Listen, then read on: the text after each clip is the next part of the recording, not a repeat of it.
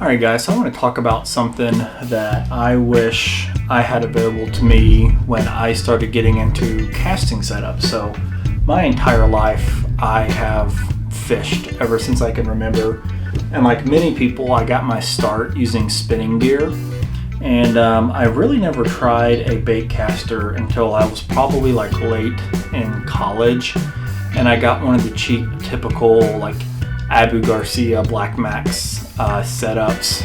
Went to YouTube, did some research on, hey, what should my first casting combo be? And they recommended like a 7-foot medium heavy. And two things. One thing that I think is very important is that reel was not very adjustable, or it was very hard to fine tune, and I was throwing fluorocarbon on it. And if you know, fluorocarbon, in my opinion, is probably the least castable line to learn to use. You know, you can make the argument for braid, but they each kind of have their own pros and cons. But I was using an Abu Garcia Black Max combo, and I had pretty much given up on it. Two things. One, I got a casting reel, and this is a rod and reel I'm going to talk about here in a minute. This is not it. This is a Shimano setup. But every time you go into a big box store, for me, I was raised on a spinning equipment with the reel, the crank on the left. So you cast with your right, you reel with your left. Well, when it comes to casting setups, for whatever reason, most of them are made right-handed. And to me, that just always felt like my shoes were on the wrong feet. And I never could get used to it. And I thought, why am I casting and then changing hands with the rod just to reel? And I had a few times where I hit and something might hit my looper right when I hit the water, and you're fumbling around, shuffling the rod, trying to get a hook set like that. So anyways, what I finally told myself that I was going to do was I was going to try one more casting combo. After that combo fell apart, the reel literally was breaking, like the side plate came off and the spool was all jank. And I got a Shimano SLX, again, a 7-foot medium heavy. That's kind of an all-purpose rod. Going back though, I wish I would have done a few things different. So let me talk about the good. If someone just wanted to get into bait casting, the number one piece of advice that I would recommend to them is get a little bit better reel. So this Shimano SLX reel is one of the more popular $100 reels for a reason, and a lot of times you can find them on sale. This one just has a lot better adjustability with the knob and the tension and all that, and it made adjusting it to where I could cast it without backlashing every other cast way better. And some people will say, oh, we'll watch videos on YouTube on how to set your bait casting reel. Yeah, when you get out there and you're casting and you're new, everyone think back to when you started, you're still going to backlash a lot. And I think half the battle is just getting out there and using the combos and keeping it fun. So the second thing that I wish I would have done is everyone pointed me to a medium heavy power, and they said, oh, well, this is the best all around. I didn't find that to be the case. In addition to the cheaper reel not being as castable as some, that thick, heavy, medium heavy rod made it not very castable, and a lot of what I already had in my tackle box was made for a lighter setup. So the two pieces of advice that I would go back and give myself, while I do love this rod, and I've got a lot of really good memories on it, and I've caught some really big fish on it, and I still use it from time to time, I wish if I could go back and start, I would have gotten a 7-foot medium like this Daiwa Tatula here. So this is by far way more versatile, way more castable. If you're already into fishing, like you may already be, a lot more of your spinning stuff is going to work with it and be easier to cast on this medium power rod than that medium heavy.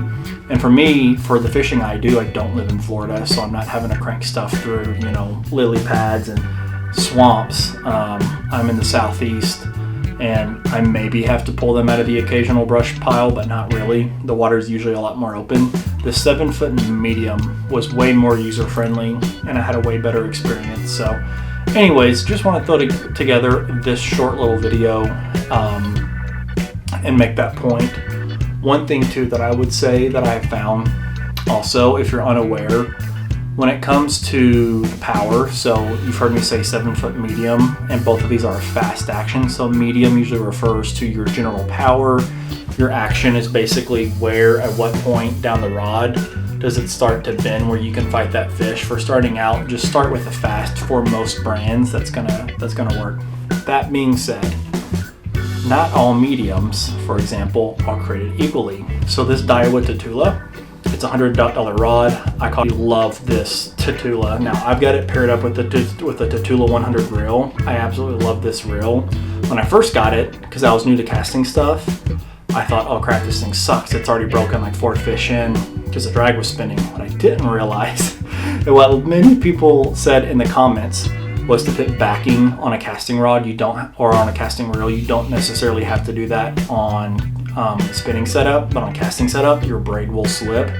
And so put some backing on it, and it's been great ever since. So love this reel. You don't need a reel this expensive. Any of those SLX reels will probably be fine, but I do like this one the way it pairs. It just fits so good into the hand, and this is the most versatile rod. Now this is a do everything rod. I typically throw top water on it, but I've also thrown Senkos on it, a 5-inch weightless Senko, and it does that very well. And I keep this spooled up typically with 20-pound braid, and I keep some fluorocarbon leader material where if I want to throw as Senko or something more finessey, I can just tie on a leader.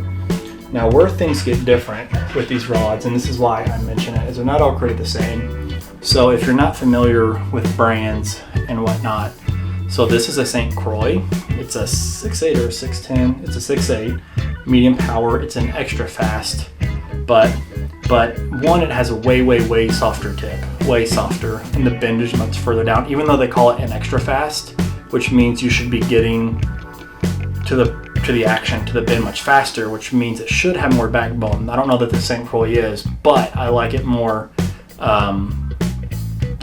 This medium and that medium are completely different rods. This flings light stuff very well because that tip is so soft, and yeah, they're like, I would call this Tatula a medium. I wouldn't quite call this a medium light, but I feel like this is more closer to like a medium light, and in between a medium than an actual medium. And then on the other extreme of that with mediums, enter stage left, my Shimano Corrado, which I found this thing at a fishing shop, 50% off. I got this thing under $100 shipped, this Corrado, and I think they're usually like 180, something new. This one is way stiffer than either of those. So this is a 610 medium fast, and it's a super stiff rod, super stiff medium compared to these. And what I like this for is what I've got it spooled up with right now is a like small jigs and anything where I might want a little more backbone, where maybe I don't want to step up to a full medium heavy, but I want a little more backbone than either of those two rods. So I like mediums, and usually a little bit on the shorter side because of where I fish, usually ponds a lot, and then I have some creeks that I fish from time to time, and I like being able to get under those trees and whatnot. So anyways, just wanted to share that. If I could go back and tell young hunting to start with one casting setup, it would have been start with a medium power, because most of what you have is going to work better. It's going to be more castable and more versatile. And then B, a lot of times when you're starting with something, you just want to start and see if you like it or get used to it. I do wish I would have spent more money on a better reel, because I almost gave up on using casting equipment because that other reel was so crappy. And then I finally just told myself, okay, I'm going to invest a little more money and get something slightly nicer, and I'll just sell it on like Marketplace if it doesn't work out. But it worked out. I'm now going the deep end. This is just a few of my rods, and I have several. But yeah, I love this rod. It has its place in my arsenal right now as a 7-foot medium heavy. But starting out, if you're going to get one rod, I would get a 7-foot medium power fast action.